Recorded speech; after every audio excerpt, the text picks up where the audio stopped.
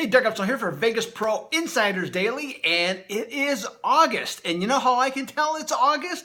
It's because this weekend I got a flood of new members, both on the Inner Circle and VPID from, in this case, some prior years. And so I know that football is just around the corner. So, hey, I, like you, am excited about this upcoming football season. So can't wait to get going. But before we get there, we have some baseball to attend to before we get all excited about that. And so with this, you should consider becoming a VPID Inner Circle member. You can get top picks from some of the best handicappers in the business, like Sean Higgs, Kyle Hunter, and Jim Mack, along with yours truly. Or if you prefer more of an economy route, totally get it. You can get my best bets plus all the top systems that I have to offer, both in-season, super system, wise guy plays, the works. $39.99 for that one. If you want the full package, that's the Inner Circle, and that's only $99 a month. So take a look, check it out at the website, VegasProInsidersDaily.com.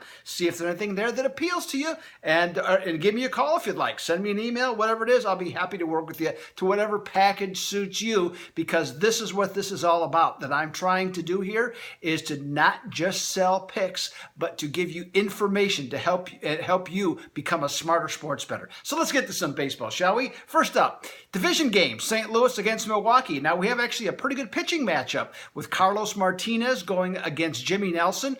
And on this one, the Cardinals started off, the Brewers started off as an underdog. I think it was like 101 on the money line, and now they're up to 115.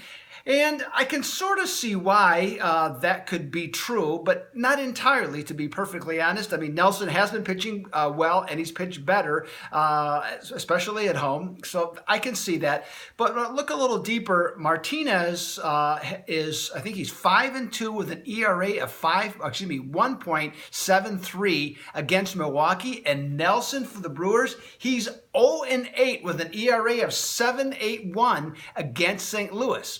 Now, I get the point, as I say, of the line movement, but St. Louis is 16-6 at Miller Park, so I got to put my money towards the St. Louis Cardinals in this one. Next up, we have the New York Mets are at Colorado. Now, in this one, the Cardinals. In this one, we have the Mets dropping as a underdog from plus 140, I think, to plus 120. And I'm a little surprised, I guess, just in theory, because, I mean, Colorado is the better team. They're coming off a tough road trip. They are only 2-4, but they played, a good St. Louis team, and they beat Washington in their series. So from that standpoint, maybe there's a little indecision here. Now, I do get the one point, though, about the line dropping, because we have two pitchers who are really struggling in Steven Matz and Jeff Hoffman. Now, both of them have ERAs over 5 on the season, and in their last 3 starts, get this, they have ERAs of at least 11 and higher. So think about that for a second. So I can kind of see, the odds makers and the adjustment, is to say that, maybe there's not much of an advantage other than home field for Colorado. Perfectly fine with that. But I got a system that's going to have me leaning towards Colorado, because it's 41-9 in the Rockies' favor. That works for me in this particular instance. Next up, tremendous pitching matchup, and it's being shown in the total. We got Cleveland at Boston. Carlos Carrasco is having a phenomenal season, going against Chris Sale, who has just been absolutely lights out, in his last several starts, 3 in particular, has not given up a run in those 3 starts. So the total absolutely plummeted, from 8 to 7, and over 80, I think it was 82% or more of the bettors are on the under in this one.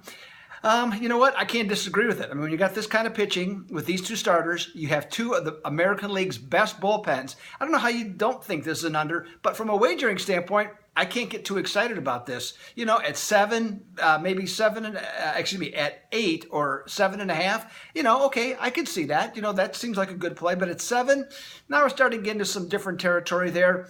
I'm going to lean with the under here, but certainly not a huge play. Finally, we got Tampa Bay at Houston. Now, last night, Houston just absolutely dumped on the Rays, 14-7. Nice football score. So they exploded. But I was a little surprised then to see coming back today, Houston opened up as a -130 favorite and has been bet down all the way down to a pick, at least the last time I looked for this particular game. I get Chris Archer's going for the Tampa Bay. Good, obviously a very good pitcher. I don't consider him elite, but he's got good stuff. His record never indicates that he's ready to just burst out, even though he's 28 years old now at this point. But, he's a very good pitcher, and he has a good track record also against Houston. I want to say an ERA of 1.42 in 7 starts. So, so he's done a very good job. Now, not always against teams that are as talented as this Houston offense, but I get the logic. Mike Fiers is going to go for the Astros, and even though Fiers doesn't have anywhere near the stuff and certainly not the velocity of Archer, he's a good solid pitcher. So I like what he has to offer here. I just can't go this direction in thinking that Tampa Bay is going to be able to win this game. And I'll give you 2 reasons as to why. The Stros are 28-13 with Fiers against opposing teams that strike out 7 or more times, and the Rays lead the American League in strikeouts. And Archer, when he and the Rays face a team that has when they outscore the opposition by a half a run or more, they're only 2-12. I have to take Houston in this spot, and I think you should too, but that's up to you, not up to me. So hey, Doug Upstone, everything I got for today, August the 1st. Excited about football season getting started.